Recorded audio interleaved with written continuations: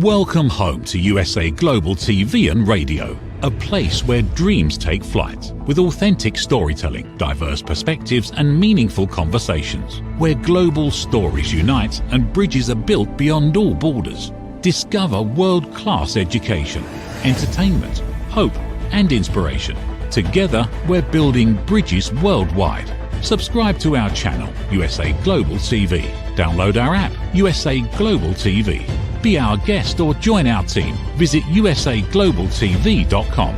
Thanks to our founder and executive producer, Dr. Jacqueline Kerbeck. Music score by Yeffy Tang from Cloud Road Music. Voiceover artist Mike Porter. Creative direction by Paul Garcia. USA Global TV and Radio, your home for global connection. All rights reserved. This video and its contents are the exclusive property of USA Global TV and Radio. Unauthorized use, duplication or redistribution in any form is strictly prohibited. Get ready for Talking Heads, the show where expert insights meet world-class education, entertainment, hope, and inspiration. Brought to you by USA Global TV and Radio. Meet our distinguished presenters. From the great state of Texas, longevity expert, award-winning author, publisher, and distinguished Toastmaster, red.olaughlin. From London, England, soul heart awakener, novelist, vocal coach, and artist, Dr. Madeline Chan. Also from England, the Harley Street stress expert, therapist, ambassador for peace, and speaker, Carolyn Heward.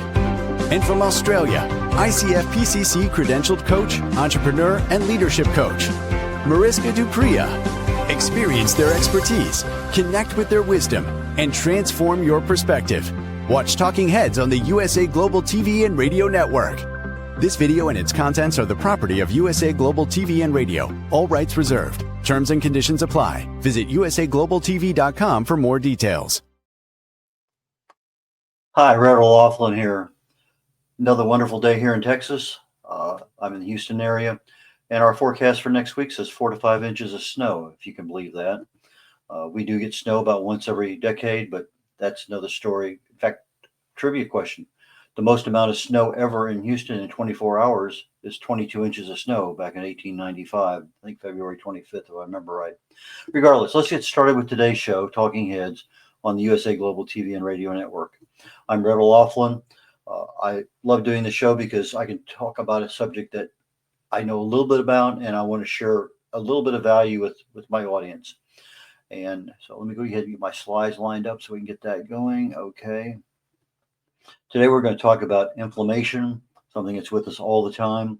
And this show here on the Talking Head Show can be found on Amazon Fire, on Zizzle TV, on E360 TV, on YouTube, on Android TV, on Apple TV, and on social media channels. I have mine simulcasting on both my personal and business account on Facebook, but you can also probably find it on Instagram and LinkedIn. And it's live streaming TV, just like you'd see anywhere else. It's a live program. My wife watches the show downstairs and gives me feedback on just about every show that I do. But it's also available on podcasts that you can find. So if you really need to find a previous program, go to YouTube, go to USA Global TV, click on it, go to playlist, and type in the search bar, a little magnifying glass, what you're looking for, or if you just type in the name of the person, such in my case, red.olaughlin. So that being said, inflammation. Yeah, let's go ahead and cover the disclaimers first. I'm a researcher, not a medical professional, never been in that field, never been in the pharmaceutical field. I fell in love with chemistry in high school, got a degree in it. Got an invitation to Vietnam, never got a chance to practice chemistry. I was in the military for 4.5 years on active duty. Came back after Vietnam was over and got involved with a bunch of different things. So I got another degree to support what I was doing, then another degree. Then I was teaching a while at college at night. Moved back to Houston, got another degree. Then went to the Naval War College, got a degree there. And so I have 5 different academic degrees because they supported what I was doing in my civilian life at the time. I did 20 years in the reserves, then went back on active duty for 6 years. And I spent a couple of years in New York City, a couple of years in the Bay Area, California. And my last 2 years in the Navy was in Stuttgart, Germany. And I retired in 1999. So I've been out almost over 25 years since I retired. But I got a bunch of professional certifications, and one of those was mentioned in the Primo. That's the Distinguished Toastmaster. But 31 years in the Navy, 61 countries that I've been to, got my wife to 30 of them. I study, I really and truly, I research the human body at the cellular level, chemically speaking. I look for cause and effect relationships. Treat a cause, fix a problem. Treat symptoms, you're putting a Band-Aid on something. It may work out that everything fixes itself, but then again, it may not. Been married 56 years, 2 kids, 3 grandkids, and our first great grandson will be 1 year old, probably here within the next week or 10 days. Best-selling author, done 8 books, independent publisher, mentioned Distinguished Toastmaster. I'm a writer. I have over 1,000 original content articles on LinkedIn, mostly on health and wellness. As always, this information is for educational and awareness purposes only. And I was honored when I got the end results for 2024 on the USA Global TV and Radio Network, a show I do called The Wise Ones. I was rated number 2 and number 6 in the number of views. So I was elated over that. Well, that almost is enough about me, but we're going to continue on here. In November, I started a program. Let's kind of get ourselves into the mode of New Year's resolutions early. And like most of us, I failed here, there, and yonder. Made some good success, and then turn around, a couple of Christmas parties back to back. Anyway, I started in earnest again on the 1st of January, and my weight, which was above where I started in early November. These are all early November start credentials. So I'm down almost 4 pounds as of today, 0.6 off of my BMI, 0.5% off of my body fat, 1/3 of a percentage off of my subcutaneous fat. Visceral fat is really the one that I'm keying everything to. I don't care about the weight. I don't care about some of the other ones, but the visceral fat is the one I want. Now, I'm down today, -4, I'm down to 11.9. And for visceral fat, they have a measurement, cubic centimeters. They kind of estimate sometimes by waist to by different measurement, but they're estimates. But I step on a scale and I get it measured fairly accurately. They don't give me a unit of measure. But anything below 12.2 is considered pretty healthy.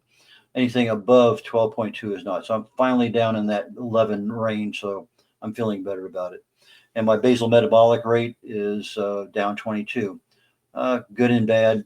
I would prefer to have it go up a little bit, but that's what burns the fat that I'm trying to burn off. Okay, let's jump into inflammation. Chronic low-level cellular inflammation is what causes disease.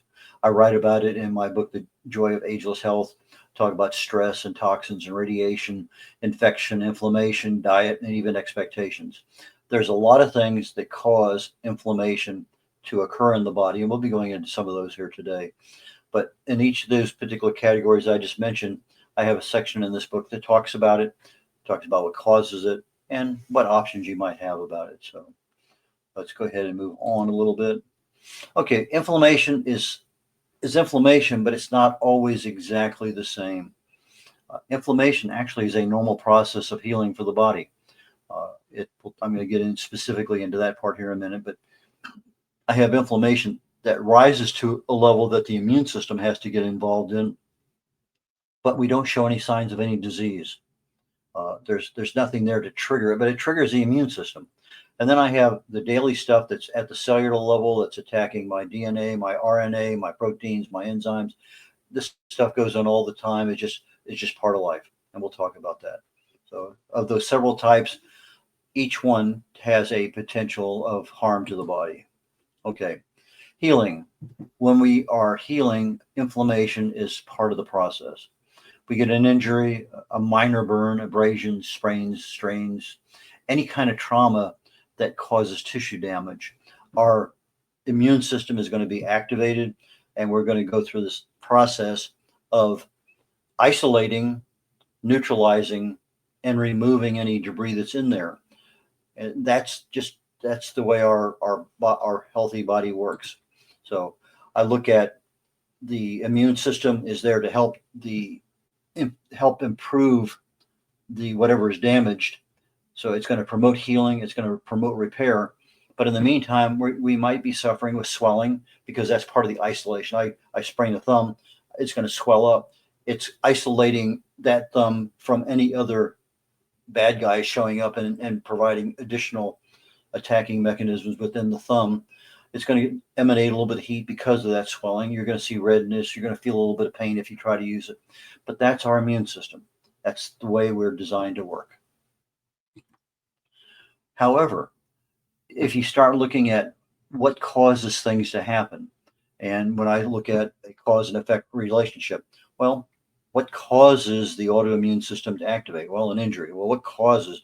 And from a chemical perspective, I'm down at the cellular level, and there's something there that when it's a trauma occurring, some kind of injury or infection or whatever, I'm going to activate a bunch of things. Well, the couple of the things that activate are what's called cyclooxygenase, certain enzymes, and also lipoxygenase, LOX, LOX. I decided let's just concentrate on one today rather than try to get complicated. And between COX-1 and COX-2, we find COX-2 primarily in our stomach and intestinal linings, and it's a very protective mechanism because both of those have a high degree of acidic activity going on in them. But the COX-1, it's dormant. It's in our brain, our lungs. It's all over our body, but it's there in case something happens. It's dormant. But if in the event that the autoimmune system knocks on the door and says, "Hey, activate," okay, now COX-1 becomes the instigator. So I get things going. I have a certain amount. COX-2 now becomes the instigator, and it's going to activate the cellular defenses. Well, the first thing it does, it activates something called arachidonic acid, AA. That arachidonic acid activates what's called PGH2, a proglastin that's labeled as H2. So we got the first couple of things going, and then it continues. We activate other prostaglandins. Then we activate the thromboxanes, and there's several other things that are going on.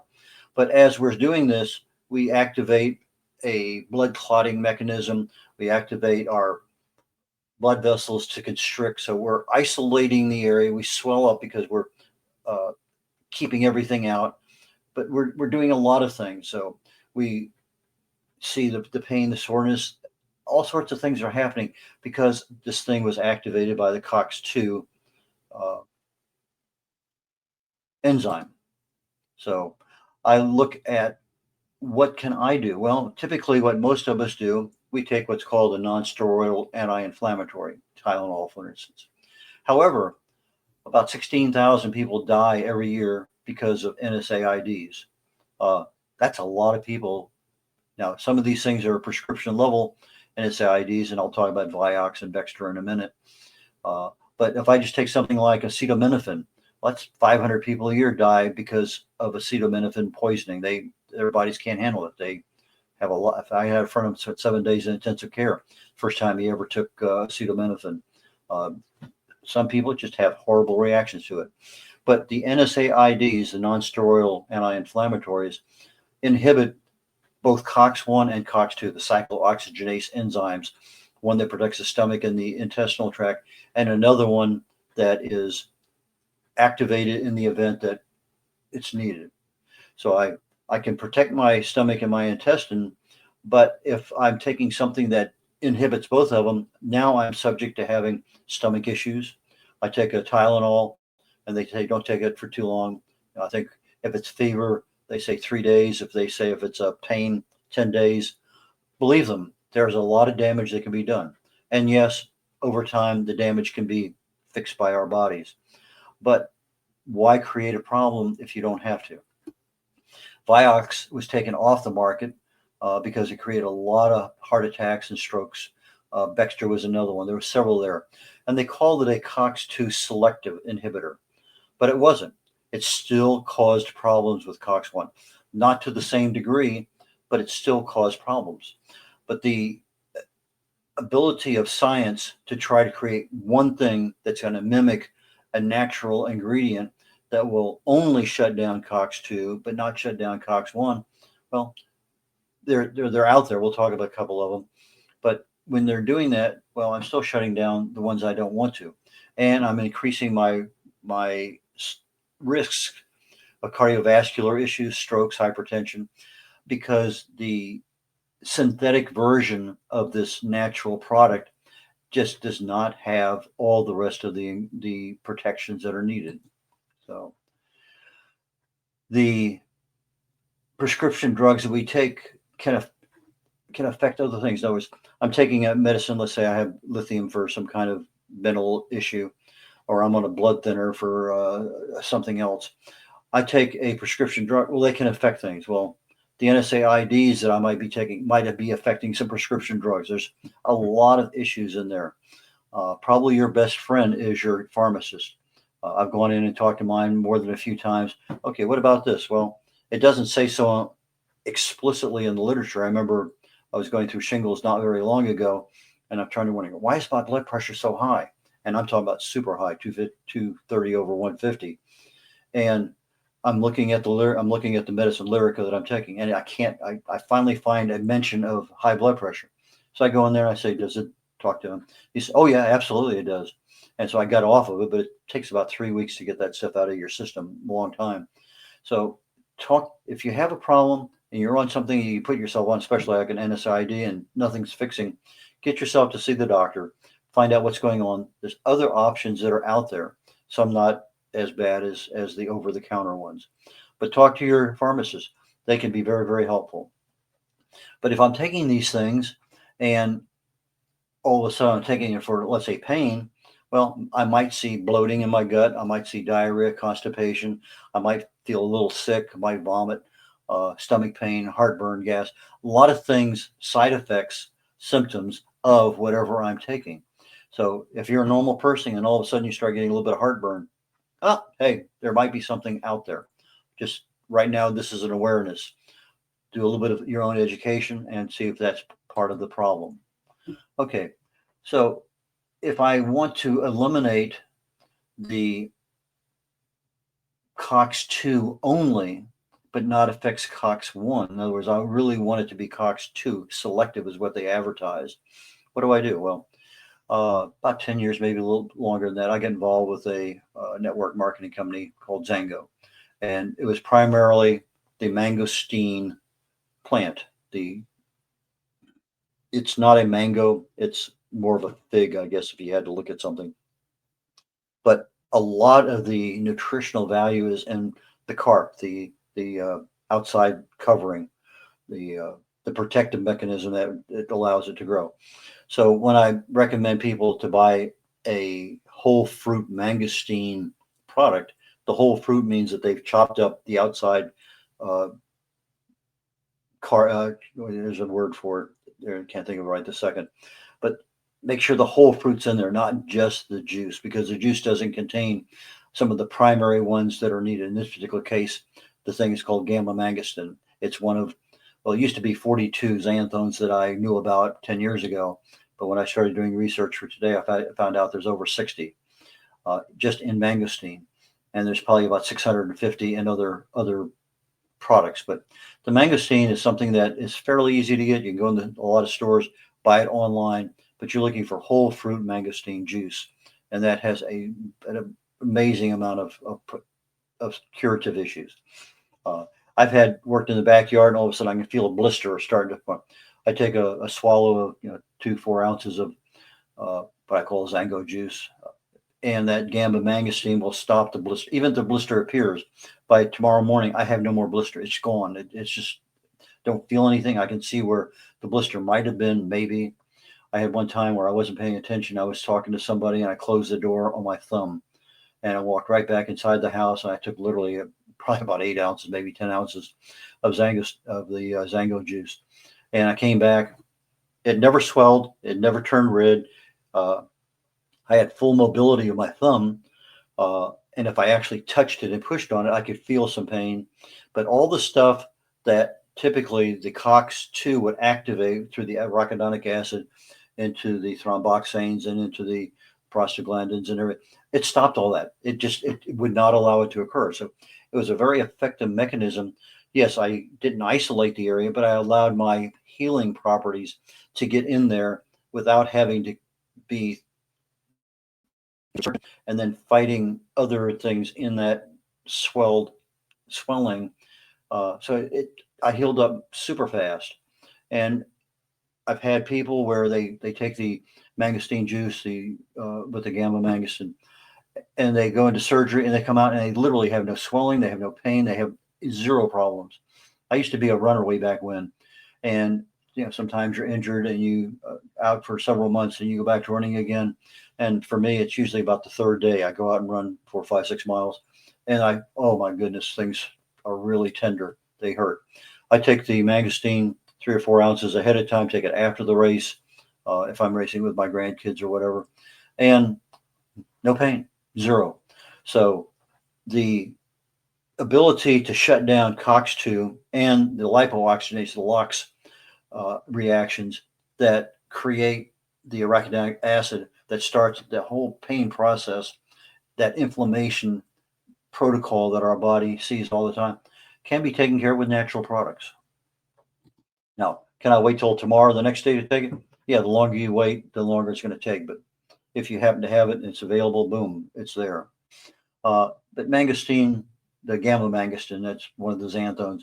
It stops the interleukin, in this particular case, the 1B. It stops the 6 tumor necrosis factor, cytokines, enzymes. It works on the whole gambit of the pathways that modulate this pain progression through the body. It also addresses what I call free radical damage, which we'll talk about a little bit more in a couple of minutes.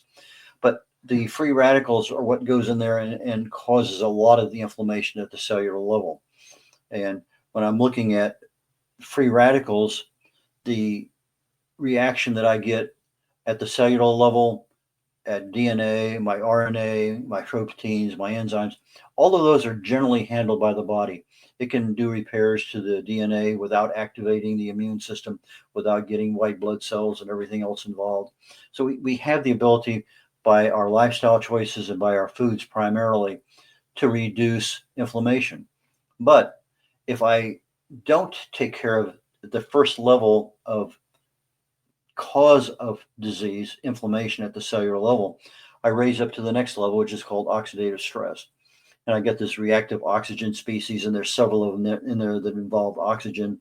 Nitric oxide is one, but it's really part of a reactive nitrogen species. But those are two, and all of these free radicals that are out there are not all the same. They don't all look the same. I can't just go in and treat them all with one particular antioxidant. We'll talk a little bit about that here very, very quickly. But the gamma mangosteen, it modulates the entire pathway, kind of prepares. You don't need to activate. Just calm down. Everything's under control. So it shortens my healing time significantly. Now I start looking at the free radicals. This every day, 24/7, it goes on. At my cellular level, I have a cell, I have my mitochondria, I have my DNA, I have my RNA, I have all sorts of things inside that cell. Well, free radicals are created, they're transmitted by the bloodstream, they get in, they touch whatever they touch. I mean, they just touch something and boom, a chemical reaction occurs. The free radical is any molecule that is missing an electron.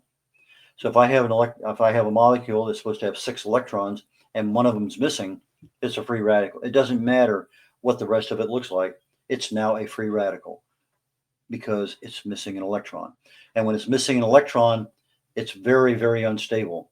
It goes and touches another electron and reaches out and grabs for an electron. Now it's stable because it's back to its normal condition.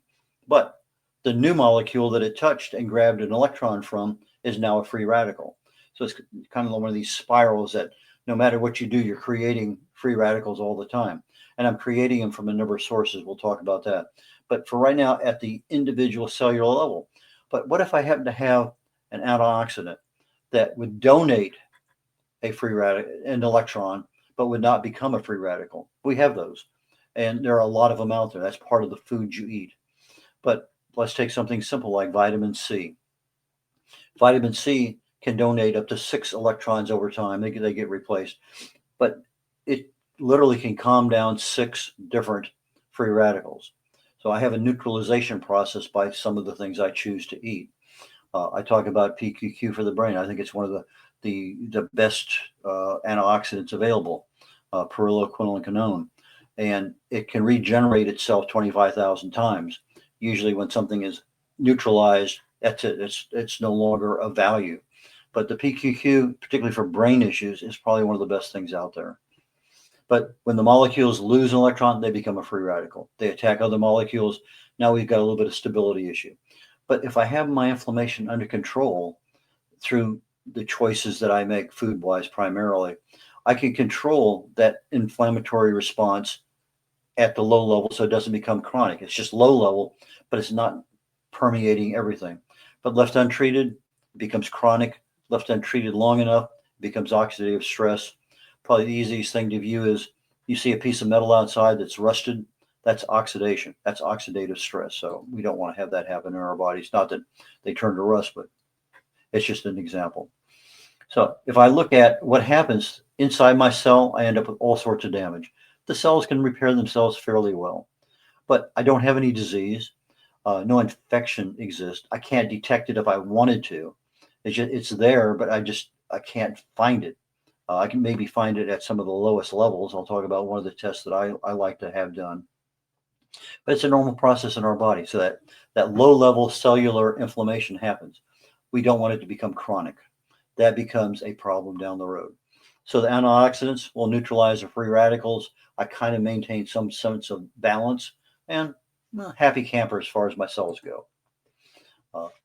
My normal metabolism I talked about with regard to cellular repair, that controls a little bit of that free radical damage. So I have it, it's under control, and I can allow my body to help itself by choosing some of the right things or not choosing. Both work. Diet can help significantly. Not all free radicals are the same. I can't, because of the electronic structure, the molecular structure of a molecule, if this electron is ripped off up here, it's going to change a little bit. If it's ripped off down here, it's going to change a little bit differently. And I have to have an antioxidant that has an electron to donate that's going to be able to fit up next to that molecule and allow that transfer of electrons to occur.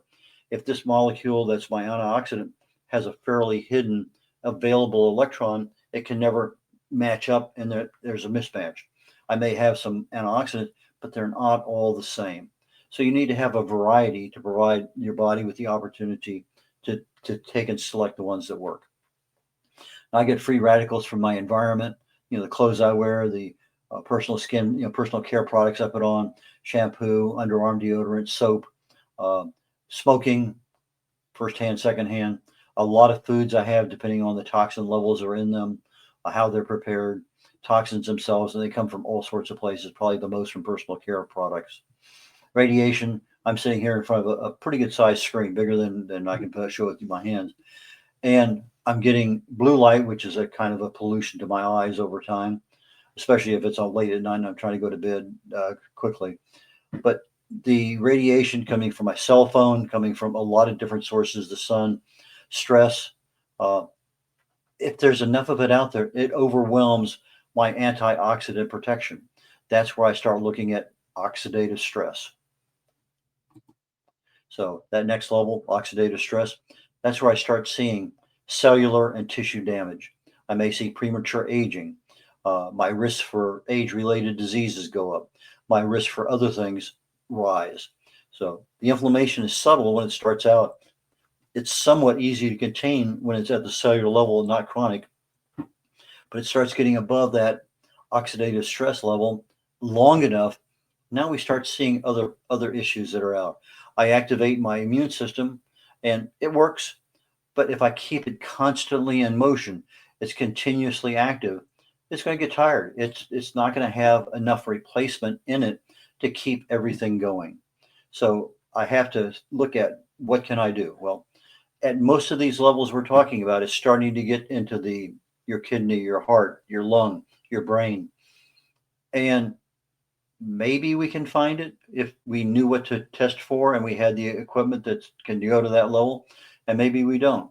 But there's no reason, because nothing is happening that tells us something's wrong. But at the tissue level, I'm starting to see some beginning of dysfunction. And as I continue a poor diet, lack of exercise. I'm not getting the oxygen flow through the body that I need. I start becoming a little bit overweight. I don't handle my stress. I can't get my sleep good enough to make the repairs my body needs. I'm adding more toxins that my body can't get rid of. All of these things are feeding that next level of health issue that we don't know about yet. So it might be a cardiovascular issue. It might be a pulmonary one. It might be some infections, arthritis. Now, typically, we look at rheumatoid arthritis as an autoimmune disease, but we have 130 different autoimmune diseases, maybe more. The osteoarthritis is some kind of wear out, but the arthritis I'm talking about here is primarily a rheumatoid arthritis. Because this thing attacks the brain and everything else, free radicals can go anywhere they want. I may start looking at some kind of neurological issues. Anxiety and depression don't help the situation. They kind of exacerbate and hide some of the stuff. Diabetes, cancer, a lot of cancer. In fact, in my research for the program today, I was reading about the gamma mangosteen and the alpha mangosteen. There's several different mangosteen xanthones out there, and they're using a lot of them, I think, primarily in colon cancer. But the mangosteen fruit has just a wealth of healing associated with it. But again, if you're going to buy it in a bottle, it's a juice. Make sure you get the whole fruit version of it, because that's where you get that pericarp, that rind on the outside that has most of the xanthones and things.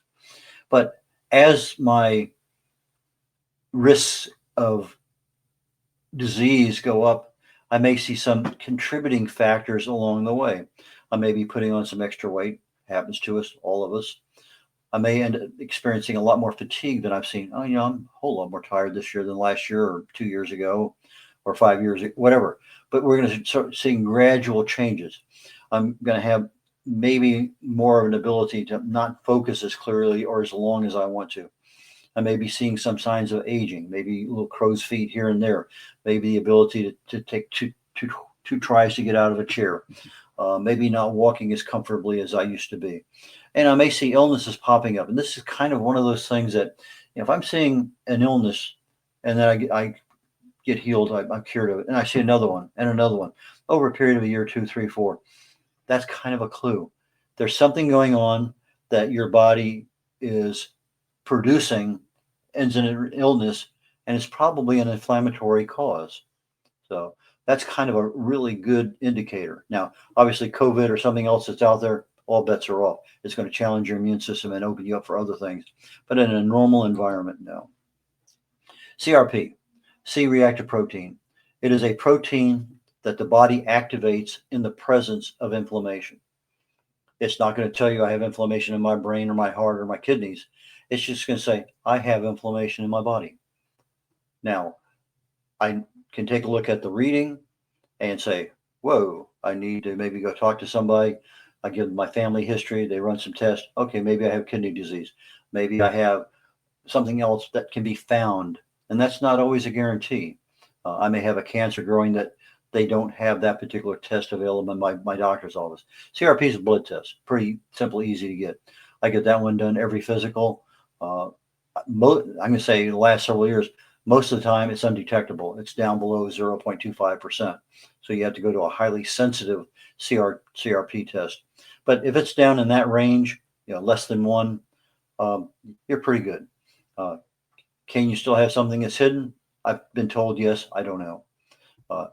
But it detects whole body inflammation. And if I'm looking at my whole body, what can I do about it? Well, I said, talk to your doctor or look at some other things. But there's some things we can do to fight that inflammation in the body. One of them is food. I want to avoid anything that produces advanced glycation end products, AGEs. That's that on the barbecue, that black crust that tastes so good. On the deep fried chicken, that crusty, succulent, crispy coating on the outside of the chicken. The tenderness of just so many things there that AGEs make us almost impossible to avoid. Processed foods. Until 1976, we didn't have a whole lot of processed foods. Then all of a sudden we went into this over-processed evolution. And if you try to isolate, when did obesity really become a problem in the United States? 1976, with the evolution of these processed foods in boxes, in jars, in cans. But it wasn't just the mere fact they were in boxes, jars, and cans. It was all the extra chemicals that were added to preserve them, to make them look better, to make them taste better, to make them more unctuous on our mouth. Any of your sweets, your candies, your pies, your cakes, all of those things create a lot of inflammation. Mentioned deep fried, margarine, your trans fats, popcorn, especially microwave popcorn, more so than anything else because of all the extra chemicals that are in there to make that. Non-dairy creamers, any kind of bread, pasta, white flour, lots of issues there with being able to provide inflammatory products to the body. So if I happen to have a high CRP, maybe I might want to back off on bread, pasta, rice, potatoes. Maybe I want to back off on fried chicken. Maybe I want to avoid seed oils, in other words, my vegetable oils. There are a lot of things I can avoid in order to try to bring down my body's inflammation. I eat more antioxidant kind of products. A lot of berries are super good. If I look at what I'm cooking, maybe I might want to change to a fast stir fry, to a baking or steaming. I like to saute more than anything else, but grilling, deep frying are probably the worst options. They get you that advanced glycation end product on the outside of the skin. Labels. I've been preaching forever and ever and ever. Read the labels of whatever you're buying. If there's 20 or 30 or 40 things on there, maybe that's not what you want. But if I'm looking for sugar because maybe I'm pre-diabetic, there's 50 different names at least for sugar, depending on how the manufacturer wants to label it. And maybe they put it in 3 or 4 or 5 or 6 different labels, so they're not showing you the total impact. Vegetable oil is omega-6. It's needed. It's essential. Our bodies don't make it. But in the products that we eat, we get way too much. If you get more than a 4-to-1 ratio of omega-6 to omega-3 fatty acids, it becomes inflammatory in the body. And the standard American diet is significantly high in omega-6. Antioxidants, omega-3, fatty fish, a lot of supplements, but a lot of supplements in name only, they look good, but they really don't provide the level of protection that real food does. Vitamin C, polyphenols, those are your berries, primarily fiber for your gut. Dark chocolate, some spices such as turmeric, rosemary, cinnamon, ginger, cumin. I'm going to pop over here to the last page. Resveratrol tea. Let me back up here and see if there's something I want to say real quick. No, okay. Turmeric and resveratrol are two that you have to have black pepper extract with them to make them bioavailable in the body. Yeah, they're going there, but they're by themselves, they're not really that great. But I need to have that black pepper, piperine, in order to actually activate in the body and be of some value. You know, green tea, white tea, black tea, all have different levels of protection. Lots of things there. Ginger, oregano, turmeric, all say COX-1 and COX-2. They'll say COX-2 only, selective. I did a lot of research here trying to figure out. I find one, okay, yeah, this is strictly protects against, but then another article says, no, it doesn't. It does both. So there's a lot of confusion out there, and rather than confuse you anymore, I'm just going to say right now that for my personal preferences, the gamba mangosteen and a whole fruit mangosteen juice is probably the best thing to be taking. There's some other ones out there that might be of value, but right this minute, they're going to hurt. They're going to help because they're not going to be activating as much. They certainly taste good. They help you in other ways, but those are the ones I'd recommend. So if left untreated, you're in risk of Alzheimer's, osteoarthritis, rheumatoid arthritis, obesity, colon issues, cancer, age-related. All of these things can be modulated to a degree with lifestyle choices, our diet, our exercise, our stress management, our sleep, etc. So monitor those as best you can. If we want to remain normal, we can't let everything else remain untreated. We have to increase those things that help us. So getting ready to wrap up the show. Again, I'm Red O'Laughlin. My website is red.olaughlin.com. They promised me tomorrow, but they've promised me several times already. So very shortly, I'm going to have a brand new website updated, but red.olaughlin.com. That's RED like the color, O'Laughlin, OLAUGHLIN.com. So red.olaughlin.com. I can be reached at red.olaughlin.com for email, or red.olaughlin@gmail.com. All my books will be available on my website. They're available on Kindle and not Barnes & Noble. I only have one book available in Barnes & Noble, and it's not one of the ones up there right this minute. But go ahead and look in Google, and very shortly you'll be able to find on my website all of these books available on about 20 different publishing places. With that being said, let me take a look real quickly here. My topic next week is going to be diet. So we're going to talk about diet next week. And time-wise, I think we're fine. So I'm going to sign off for Talking Heads on the USA Global TV and Radio Network. Thank you for joining me today. If you want to see any past episodes, go to YouTube, select USA Global TV, go to playlist, type my name in, and you'll have plenty of opportunities to see the shows like Talking Heads, The Wise Ones, and The Corner Bookstore. Thank you all very much. Catch you next week. Bye now. Have you ever felt unheard? Like your words float into a void, leaving you invisible and disconnected? How about feeling judged, when assumptions overshadow your truth, leaving you misunderstood and defensive? And then there's that moment when someone offers solutions you never asked for, dismissing your feelings and leaving you more frustrated than before. It doesn't have to be this way. Dr. Jacqueline Kerbeck, the listening mentor, understands. She's here to help you reclaim your voice, build stronger connections, and create meaningful conversations that inspire understanding and mutual respect. Through her groundbreaking books, online and in-person courses, and interactive workshops, you'll learn how to navigate life's most challenging interactions. Discover the power of elevated listening and transform how you communicate. Master setting boundaries and asking permission to protect your peace. Learn to recognize and release judgment, fostering empathy and true connection. Dr. Kerbeck also offers personalized coaching, one-on-one or group sessions designed to fit your unique needs. Whether in person or virtually on StreamYard, her guidance will empower you to thrive. You don't have to struggle alone. The path to deeper connections and better relationships start here. Visit drjacqueline.com or usaglobaltv.com. Join a global community of empowered listeners and transform your life, one meaningful conversation at a time. Dr. Jacqueline Kerbeck is the listening mentor. Start your journey today.